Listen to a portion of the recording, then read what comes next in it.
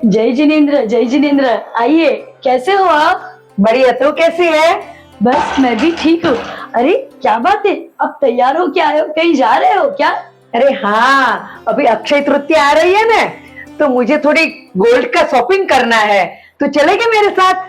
हाँ, पर अक्षय तृतीया को तो अभी समय है ना, आज ही क्यों जाना है तुम्हें? अरे ये तेरा देखा है ना, तब से मेरा मन है ऐसा भारी सब जगह पहन के नहीं जा सकती हूँ। ऐसा हो तो सब जगह पहन सकते हैं ना, जीन्स पहनते हैं, कुछ भी वन पीस पहनते हैं, सब पे पहन सकते ही है। अच्छा, तो अक्षय तृतीया के लिए तुमने शॉपिंग, सोने के गहने की शॉपिंग की तैयारियां की है? हाँ, उसी दिन भीड़ बहुत रहती है ना, तो आज सिलेक्ट करके आ जाओ, फिर उसी दिन तुरंत ले लूंगी। तुम्हें पता है अक्षय तृतीया के दिन हमारे जैन धर्म के हिसाब से क्या महत्व है? वो तो मुझे नहीं मालूम है। आओ चलो, मैं आज तुम्हें बताती हूँ अक्षय तृतीया का जैन धर्म में क्या महत्व है। अपेक्षा बहन, आप बैठो। और मैं आपसे ये पूछ रही थी कि हमारे जैनिज्म में अक्षय तृतीया का क्या महत्व है, क्या आपको पता है? नहीं पूर्वी, मुझे कुछ नहीं मालूम है। तू प्लीज मुझे आज बता ना कि अपने जैन धर्म में क्या इम्पोर्टेंस है। देखो, मैं आज आपको बताती हूँ। तुम्हें पता है हमारे सबसे पहले तीर्थंकर कौन है? हाँ, आदिनाथ भगवान। बहुत साल पुरानी बात है। हमारे प्रथम तीर्थंकर जो आदिनाथ भगवान थे, उन्होंने तो दीक्षा ले ली। उनके साथ 4000 जो राजा थे ना, उन्होंने भी दीक्षा ले ली। दीक्षा के पश्चात आदिनाथ भगवान तो 6 महीने के लिए उन्होंने नियम लिया था, साधना में बैठ गए। पर उनके साथ जो दूसरे महाराज जी थे, बड़े व्यथित हो गए। भूख लगती है, आकुलता हो जाती है। 6 महीने के बाद जो आदिनाथ भगवान ने ये सब लोगों की स्थिति देखी, उन्हें समझ में आ गया कि अब इन सबको समझाना पड़ेगा कि आहार कैसे ग्रहण करना है। और इसीलिए आदिनाथ भगवान नियम लेके चल पड़े आहार लेने के लिए। पर आपको पता है कितने महीने तक आदिनाथ भगवान को आहार नहीं मिला? कितने महीने तक? जब देखो, पहले तो 6 महीने तक तो उनके उपवास ही थे। उसके बाद वापस से 6 महीने तक उनको विधि नहीं मिली, और उस वजह से उनके वापस उपवास हो गए। अरे लोग क्या करते थे पता है? जो आदिनाथ भगवान अपना घर छोड़ के निकले थे, अपना धन वैभव छोड़ के निकले थे, अरे अपनी पत्नी तक को छोड़ के निकले थे, उनको अज्ञानी लोग क्या कहते थे? अरे अरे आओ, आप हमारे घर में रह लो, अरे हमारी बेटी से शादी कर लो, अरे आओ आओ आप हमारे जर ले लो, जमीन ले लो। अरे मूर्ख, क्या आदिनाथ भगवान ये सब लेने के लिए अपना घर त्याग के बैठे थे? दीक्षा उन्होंने क्यों ली थी? संयम के मार्ग में आगे बढ़ने के लिए। ऐसे करते करते और 6 महीने जब व्यतीत हो गए, तो क्या हुआ पता है? एक दिन एक राजा थे, श्रेयांस राजा। उनको रात्रि के प्रहर में सुंदर सुंदर 7 स्वप्न आए, और उसमें उन्होंने सुमेरु पर्वत को भी देखा। उन्होंने जब पूछा ना अपने पुरोहित को, तो पुरोहित ने बताया कि जिनका सुमेरु पर्वत के ऊपर अभिषेक हुआ है ना, ऐसे कोई आत्मा आपके यहाँ आने वाली है। बड़े खुश हो गए थे। आप सोचिए, साक्षात भगवान जिनके घर आने वाले हो, वो खुश नहीं होंगे? और वो राह देखने लगे। जब आदिनाथ भगवान हस्तिनापुर में पहुंचे, बड़ी पब्लिक इकट्ठी हो गई, प्रजा इकट्ठी हो गई। तो समझ गए श्रेयांस राजा और उनके बड़े भाई थे सोम राजा, वो दोनों समझ गए कि कुछ तो अच्छा होने वाला है। और जैसे ही आदिनाथ भगवान को देखा ना राजा ने, श्रेयांस राजा ने, वो क्या बोल पड़े पता है? उनके मुंह से शब्द निकल गए, हे स्वामी जी, नमोस्तु नमोस्तु नमोस्तु, अत्र तिष्ठ तिष्ठ, आहार जल शुद्ध है। हे पूर्वी, ये क्या? महाराज जी आए तो अपन को कुछ बोलना पड़ता है? हाँ, हमें पूरी नवधा भक्ति करनी पड़ती है जब भी महाराज जी आए तो। ये नवधा भक्ति? देखो, नवधा भक्ति में महाराज को जब हम उनका पड़गान करके लेके आते हैं, तो पहली भक्ति हो जाती है। उनके बाद हम पड़गान करके प्रदक्षिणा करते महाराज जी की। प्रदक्षिणा करने के बाद उनको उच्चासन पर बिठाते, दूसरी विधि हो गई। उसके बाद हम महाराज जी के पाद प्रक्षालन करते हैं, ये तीसरी विधि हो गई। पाद प्रक्षालन करने के बाद हम महाराज जी की पूजन करते हैं, ये चौथा।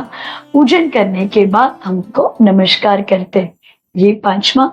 और उसके बाद हम कहते हैं मन शुद्धि, वचन शुद्धि, काय शुद्धि, आहार शुद्धि, ऐसा जो बोलते हैं तो और 4 शुद्धि हो गई, मन, वचन, काय और आहार। ऐसा करके जो हम 9 अलग अलग प्रकार की विधि करते हैं ना, जब भी महाराज जी आते हैं उसे नवदा भक्ति कहते हैं। और आपको पता है जो भी मनुष्य नवदा भक्ति से भगवान को जिस तरह से हम अभिषेक करने से, पूजन करने से जितना पुण्य प्राप्त होता है, ठीक उसी तरह श्रावक के एक षट आवश्यक कर्म में दान की भी तो एक आवश्यक कर्म है ना, तो सबसे श्रेष्ठ दान हो जाता है आहार दान। और ये आहार दान की विधि है। और आपको पता है, अब भी देखो हमने क्या बात की थी, किसी को विधि पता नहीं थी, अब कहां से श्रीयांश राजा को याद आ गया, कैसे उनके मुंह से शब्द निकल गए, मन शुद्धि, वचन शुद्धि, काय शुद्धि। क्या हुआ था पता है अपेक्षा में? उनको क्या याद आ गया? 8 भव पहले, सुनो, 8 भव पहले ये जो श्रीयांश राजा थे वो थे श्रीमती, और जो आदिनाथ भगवान थे वो थे राजा वज्रजन। और दोनों ने मिलके जंगल में युगल मुनि महाराज को आहार दिया था। और वो आहार कैसे दिया था, वो उनको 8 भव के बाद याद आ गया, और ठीक उसी तरह उन्होंने आहार दिया जैसे पहले, कहा ना आपको, हाँ। 8 भव पहले जैसे उन्होंने आहार दिया था, ठीक उसी तरह उन्होंने आहार दी। सोचो, हम कभी कभी कह देते हैं ना, क्या फर्क पड़ता है, अभिषेक किया तो किया, नहीं किया तो क्या फर्क पड़ता है, आहार दिया तो दिया, नहीं दिया तो नहीं। हमारी जो भी सारी धार्मिक क्रिया है, हमारे मन पे, हमारे हृदय पे, अरे हमारी आत्मा के साथ इतने संस्कार दृढ़ हो जाते हैं ना कि हमारा यह भव तो क्या, हमारा परभव भी सुधर जाता है। जब श्रेयांश राजा ने आदिनाथ भगवान को देखा तो उनको 8 भव पहले की विधि आ गई। अरे वो तो खुद आहार दे रहे थे, पर जब 8 भव पहले वो आहार दे रहे थे ना, उस वक्त 4 तिर्यंश ने, नेवला था, शुक्र था, सिंह था, बंदर था, और उस वक्त वज्रधन के जो 4 मंत्री थे, पुरोहित थे, सेनापति थे, सेठ, वो सबने भी आहार देखा था। और वो आहार देख के सिर्फ अनुमोदना करके इतना पुण्य बांध लिया था कि वे सारे आदिनाथ भगवान के सारे भव में कहीं ना कहीं साथ में थे।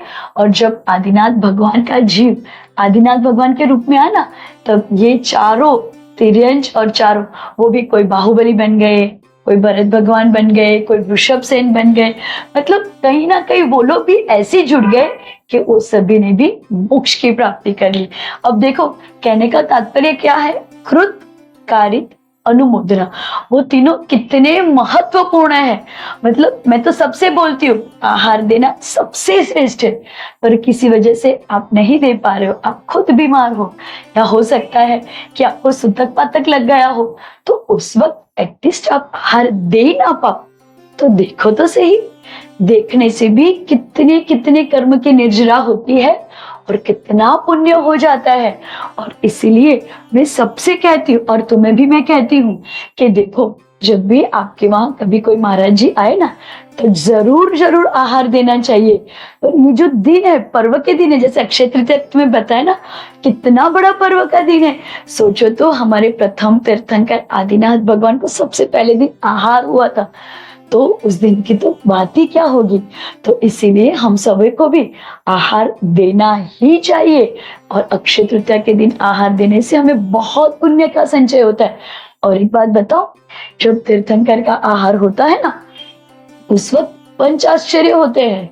पंच आश्चर्य का मतलब, जब भगवान का आहार होता है ना, तो रत्न की वृष्टि होती है, पुष्प की वृष्टि होती है, मंद मंद सुगंधित हवाएं चलती है, दुंदुभी बाजे बजते हैं, और अहो दानम करके चारों बाजू से लोग अनुमोदना करते हैं।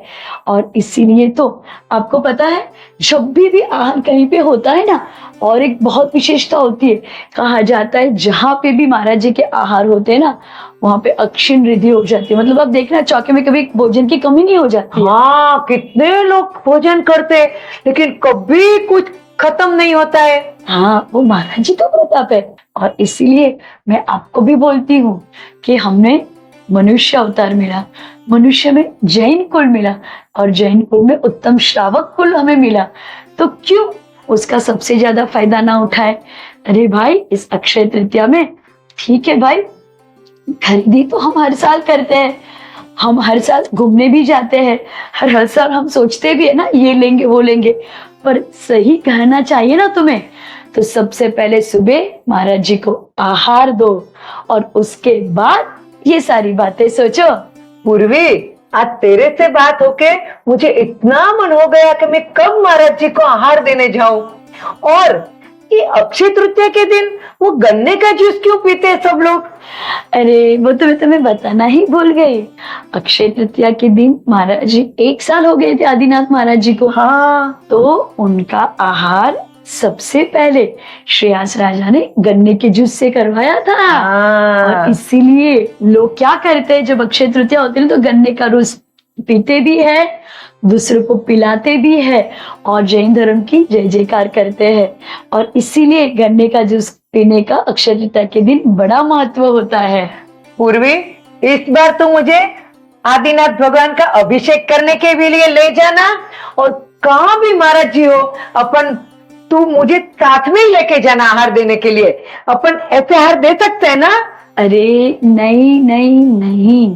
क्यों? देखो, एक बात बताओ, हम भगवान का अभिषेक करने जाते हैं तो ऐसे कपड़े पहन के जाते हैं ना, हम उस वक्त 16 के वस्त्र पहनते हैं ना।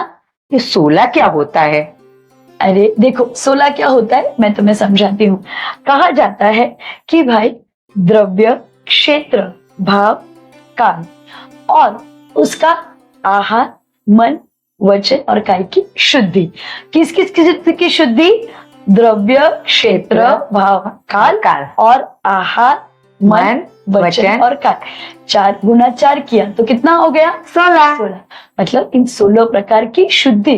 देखो, हम कभी भी जो भी वस्त्र पहनते हैं वो वस्त्र धुले हुए होने चाहिए। और वो वस्त्र मतलब क्या स्मशान में जाके हम आहार दे सकते? नहीं नहीं। क्षेत्र भी, जैसे मंदिर, अपना घर, कोई पावन तीर्थ, वहां जाके हम आहार देना पसंद करते हैं। तो आहार देते वक्त हमारे भाव भी कैसे होने चाहिए? उत्कृष्ट होना चाहिए। जैसा भाव हम अपने बच्चे को खिलाते हैं ना, तो मन में क्या खुशी होती है, अरे मैं अपने बच्चे के लिए बनाती हूँ, अरे मैं ये बच्चे को खिलाती हूँ। इतनी ही उत्कृष्ट भावना अपने मन में होनी चाहिए जब हम किसी को आहार कराते हैं। और तो और उस वक्त काल भी ठीक होना चाहिए। मतलब क्या रात्रि के काल में आहार करवा सकते हैं? नहीं नहीं। तो काल का भी हमें ख्याल रखना चाहिए। और तो और क्या बताया है, मन तो शुद्ध होना ही चाहिए, मतलब हमारे वचन भी शुद्ध होने चाहिए। देखो, हम गाली देके घर वाले को भी भोजन करवाते हैं तो ना उनको पचता है ना हमें पुण्य मिलता है। तो महाराज को तो हम जब आहार देना हित मित प्रिय वचन बोल के, ऐसे तो महाराज जी को आहार देते बोलना ही नहीं चाहिए, पर कहने के भाव ऐसे कि मन में भी हम जो वचन उचरे वो भी उत्कृष्ट होने चाहिए। और तो और यदि आप बीमार हो ना, यदि आपको सर्दी खांसी हो गई हो तो आहार नहीं देना चाहिए, क्योंकि हम यदि बीमार है और ऐसी बीमारी में हम आहार देंगे तो फिर वो महाराज जी को भी कैसे ठीक हो पाएंगे, उसका भी हमें ध्यान रखना चाहिए। और आहार देते वक्त हमें वो ध्यान देखना चाहिए कि जो हम आहार बनाते ना वो भी शुद्धता पूर्वक बनाया हुआ चाहिए। जैसे अब देखो, जो हम मसाले होते हैं, आटे होते हैं, वो ताजे पिसे हुए होने चाहिए। अपने घर में होता है ताजा ही होता है ना।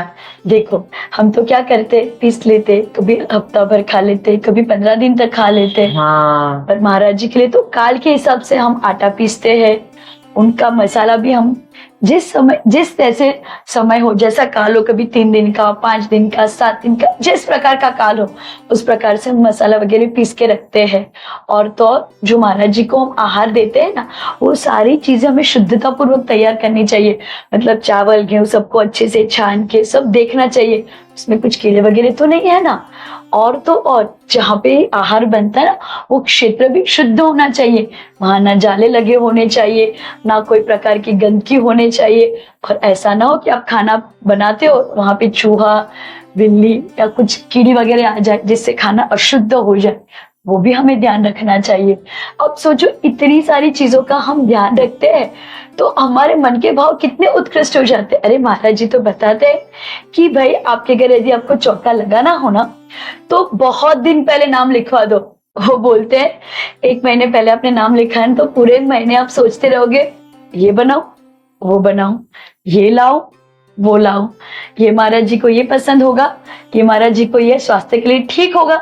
ऐसे ऐसे सोचते सोचते पूरे महीने तक हम पुण्य बंद कर देते हैं। हाँ, ये बात सही कही। आज तुझे मिलके मुझे बहुत अच्छी जानकारी मिली अक्षय तृतीया के बारे में।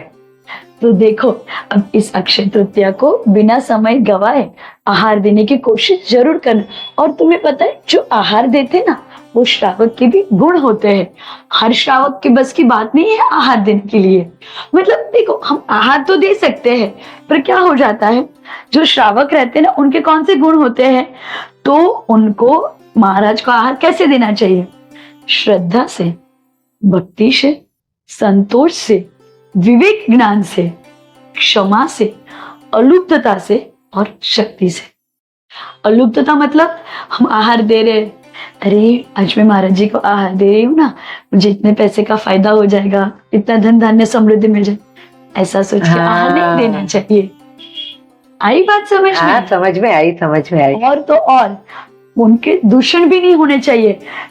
कैसे देना चाहिए? आनंद पूर्वक देना चाहिए आहार, आदर पूर्वक देना चाहिए आहार, प्रिय वचन पूर्वक देना चाहिए, वो तो मैंने आपको पहले ही बताया ना। और उसके बाद बोलना चाहिए निर्मल भाव पूर्वक, दान देते हुए अपने आप को धन्य समझना चाहिए। जो भी इस प्रकार से आहार देता है ना उनको असीम पुण्य की प्राप्ति होती है। अरे भाई आप आहार देने का जब से सोचते हो, जब से अपने कपड़े तौले के तैयार करते हो, अपने द्रव्य तैयार करते हो, तब से ही आपको आहार दान का पुण्य मिल जाता है। और आपको एक बात बताओ, हमारे शास्त्रों में भी बताया गया है कि जो मुनि को आहार दान देता है वो सबसे श्रेष्ठ दान होता है। श्रावक के जो 6 आवश्यक कर्म होते हैं उसमें से एक दान भी तो होता है ना। अरे 4 दान है, इसमें से श्रेष्ठ दान आहार दान क्यों? अच्छा तुम बताओ 4 दान कौन से होते हैं? औषध दान, ज्ञान दान, आहार दान और अभय दान। ठीक है, अब देखो तुमने बताया ना औषधि दान। अब देखो हम जब मुनि महाराज जी को आहार देते हैं हाँ। तो उस वक्त हम ध्यान रखते हैं कि नहीं कौन सी चीज महाराज जी को ठीक है, कौन सी चीज उनके लिए ठीक नहीं है, हो सकता है वो बीमार है, तो उस बच्चे की तरह ध्यान रखना ना। हाँ। मतलब उनकी औषधि का हम ध्यान रखते हैं, तो आहार दान में औषधि दान आ गया। हाँ। ठीक है, फिर दूसरा आपने क्या बताया कि शास्त्र दान। अब देखो हम जब महाराज जी को अच्छे भाव से आहार देंगे ना तो उस वक्त महाराज जी की स्वास्थ्य तो ठीक रहेगा, पर हम जो आहार देंगे उन वजह से उनकी क्षुधा नाश होगी और वो अच्छे से स्वाध्याय कर पाएंगे। हाँ। आपको पता है बहुत पहले मैंने कहानी सुनी थी कि किसी ने जो महाराज जी के लिए आहार बनाया था ना, उस वक्त उसके मन में खोटे विचार चल रहे थे चोरी के, तो महाराज जी ने भी गलती से वैसा आहार ग्रहण करके चोरी करनी थी। पर फिर उनको समझ में आ गया और फिर उन्होंने अपना पश्चाताप ले लिया था, पर वो समझ गए थे कि जो आहार बनाने वाले होंगे उनके मन में खराब ख्याल होंगे और इसी वजह से मेरे भोजन में ऐसा हो गया।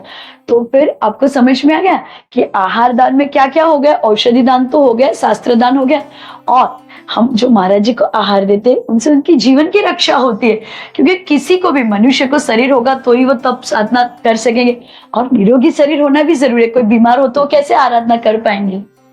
इसीलिए हमें ये ध्यान रखना है कि जब भी हम आहार दान देना तो हमें चारों दान का जो फल मिल जाता है, इसलिए हमें आहार दान को बड़े ही मन से खुश होके देना चाहिए। जहां पे भी मौका मिले ना आहार दान तो करना ही चाहिए और ऐसा सोचना चाहिए। देखो कितने प्यार से सब कहते हैं ना कि भाई जब साधु को आप नमस्कार करते हो ना, तो उच्च गोत्र की प्राप्ति होती है।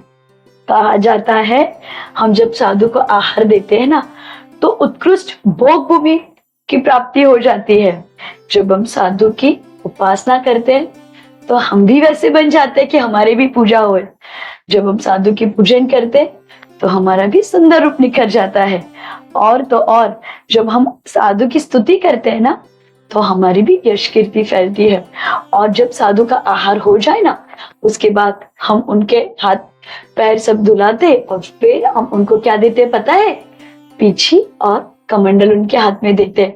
तब इस तरह से अपनी पूरी आहार विधि संपन्न हो जाती है। बहुत आनंद आया, आज पूरी विधि मालूम पड़ गई। अभी तो मुझे ऐसा हो रहा है मैं कब महाराज जी को आहार देने जाऊं। किसी को भी ऐसा लगे ना कि आहार दान क्यों देना चाहिए, तो बस ऐसा ही सोचना कि भाई श्रावक के जो सब दान है उसमें से सबसे उत्कृष्ट दान है, षट आवश्यक कर्मों में भी एक दान है। तो जब हम आहार दान देते हैं तो हमारे षट आवश्यक कर्मों की भी पूर्ति हो जाती है। जब हम दान देते हैं तो चारों प्रकार के आहार का भी दान हो जाता है। इसीलिए जब भी मौका मिले आहार दान जरूर दीजिए। जय जिनेन्द्र।